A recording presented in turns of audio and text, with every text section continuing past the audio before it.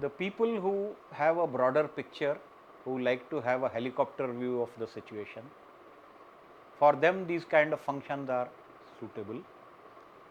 And okay, software will do things, automation will replace some of the position, but you still require some human effort in coordinating the thing, in analyzing the thing, because not everything can be automated easily, and still you have to have functions where, like, strategy making has to be a human activity, it cannot be automated. AI cannot make a strategy for the company for sure.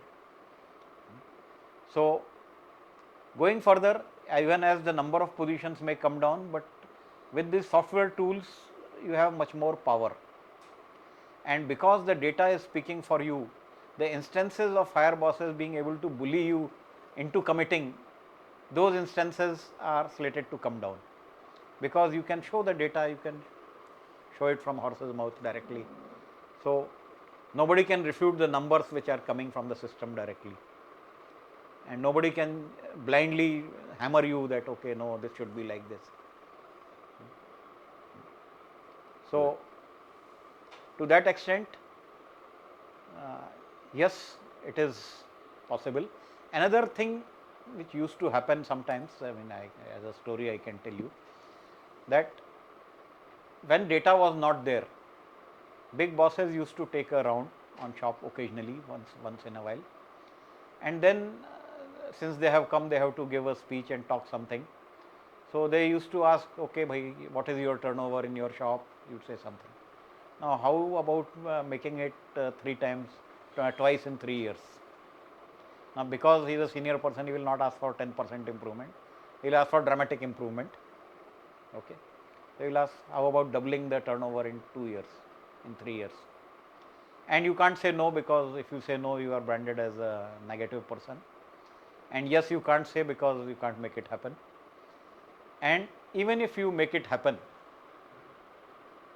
what do you think will be said next when you make it happen? Boss will say, तो ये मेरे बोलने के लिए आप रुके हुए थे, this you could have done 5 years back without any investment. If you can double the turnover, it means that you could have done it earlier also. So why you should not be penalized for underperformance of previous 5 years? So it may backfire like that also. So even if it is possible, you would not like to commit that you can positively do it. So what do? You say, sir, yes, it is possible, but it requires some investment. Once you ask investment, then the boss will become mellow, he will get subdued and he will not pursue it further. And then when he asks what investment, you can give astronomical figures. This machine is required, that machine is required, then he will run away. So these kind of tricks used to happen earlier, which is not required, not warranted, not possible with Industry 4. So things are becoming much cleaner as far as these functions are concerned. So even as fewer people are there, the power of the function is still there, intact. It is only going to go up, and with support of Industry 4 and data, it is going to be much more potent and much more effective. And it's much easier to show superlative performance going further. What kind of roles are there in these kind of functions? Planning has various shades. For example, one is production planning and control, other is projects, that is new project introduction, new product introduction. Third is factory equipment layout and equipment planning. Fourth is corporate planning, and ultimate is business planning. Now, if one talks of planning kind of functions in manufacturing organization, there are different kinds of planning. Like on shop floor, one finds something called as production planning and control. Its role is to basically either plan the manufacturing process or to do scheduling, make a Gantt chart, decide which work order will go on which machine at what time, etc., do scheduling, do alignment of materials as they come to go on the machine, get machined, and then keep track until the full project gets delivered, etc. In project oriented shops, it particularly becomes more important because a lot of things have to be aligned by production planning. Okay, when the things will arrive, when it will get machined, when it will get outsourced for outsourced operation, when it will come back, and so on. Complete timeline, cost line, everything has to be maintained by production planning and control. And of course, they have to know the equipment capability, they have to know how the shop floor has been manned, how many operatives are there, where, and so on, and what are their hourly costs and stuff like that, right? So they have to manage the cost, they have to manage the timeline, they have to manage the project. The production planning and control is there. In mass production, of course, there is not so much of production planning because everything is streamlined. Only the production level fluctuates. How many products and which model has to be made in case of multi-model automotive company, for example, right? So the role is a little diluted where it is only just production volumes, which model, how many volumes, etc. But of course, some due diligence has to be done as to what material is available and which vehicles have to be made and where how the finished product will move, etc. So some overall scheduling and alignment has to be done, but it is much lesser than what it is in project oriented case.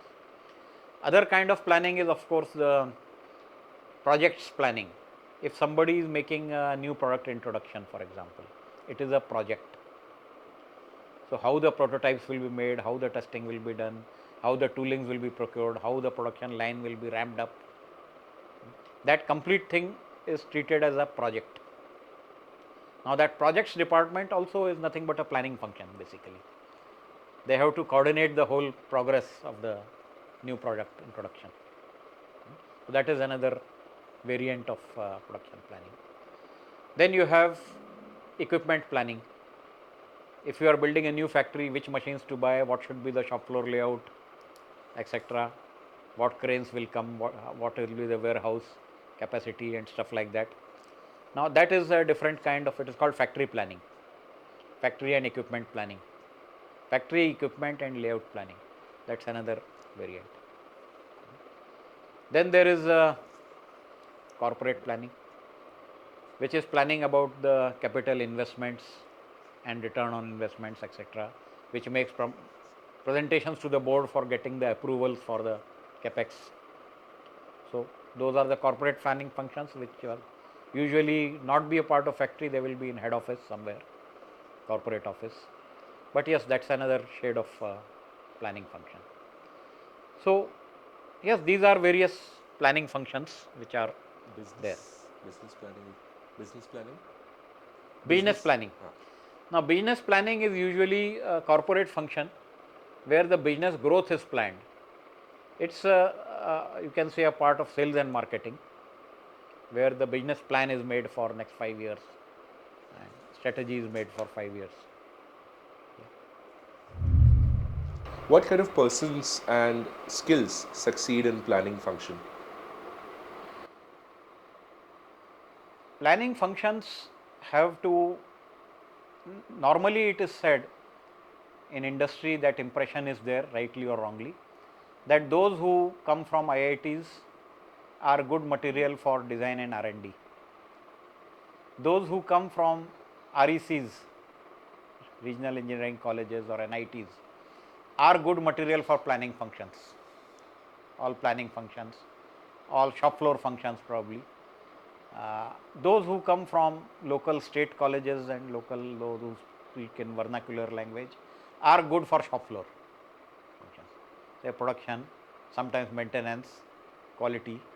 So that's how the concept goes, that what kind of person fits what kind of role in general. And sales and marketing, of course, are people who are suave, who are glib talkers, who have pleasing personality, who can convince people, who can travel a lot.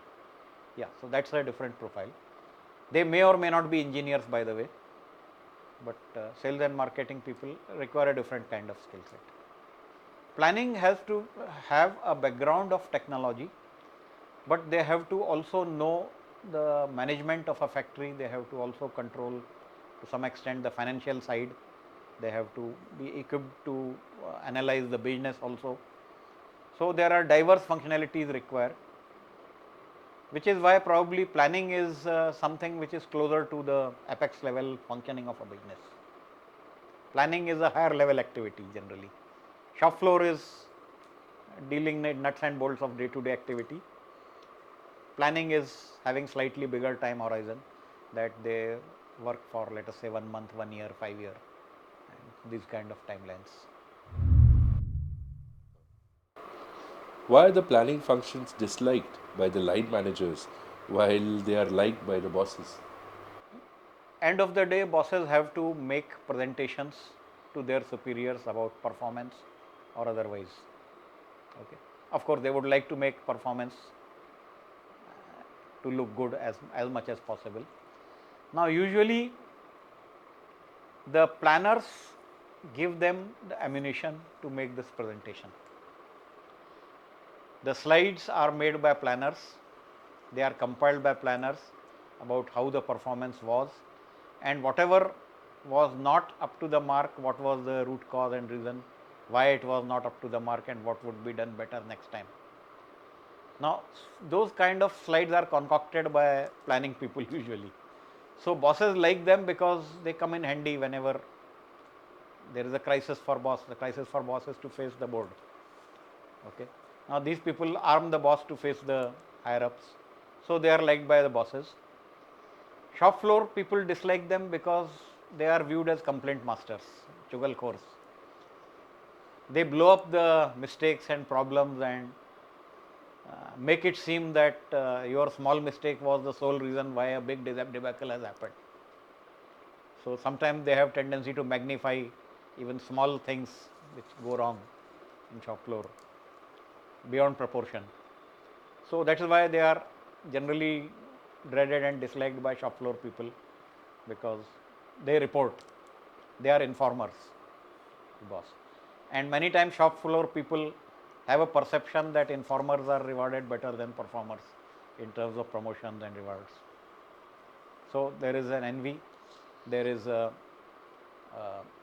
veiled contempt for this function in shop floor. How do they comment on things which are beyond their control and purview?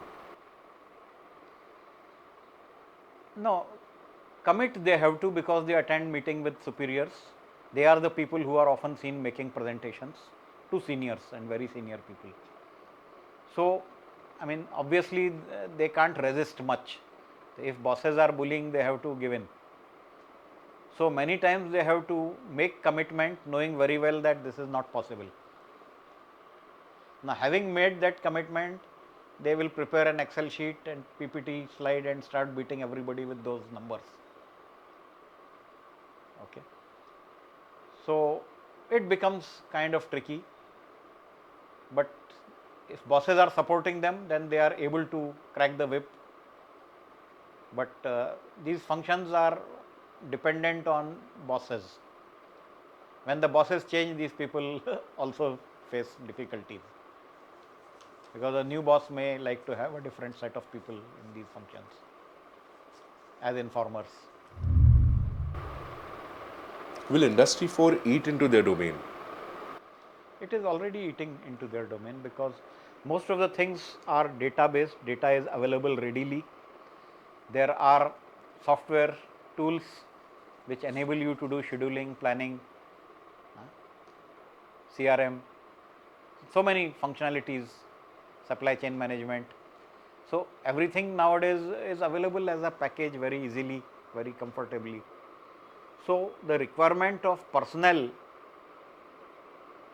will come down in these areas. You don't require so many people to compile data and like do these kind of activities. But having said that, yes, making strategy and compiling the data is still required, because all said and done, AI and all still cannot do it to the satisfaction of senior management. There still has to be some human touch in making a strategy and like projecting these things. Of course, software can do regression and they can do projection of 5 years numbers, etc., automatically. But then still to control things on shop floor, at least you require people. For production planning, you will still require some people. A lot of things have to be physically seen and aligned. But with Industry 4, yes, things are heading to the direction that automation will replace some of these positions.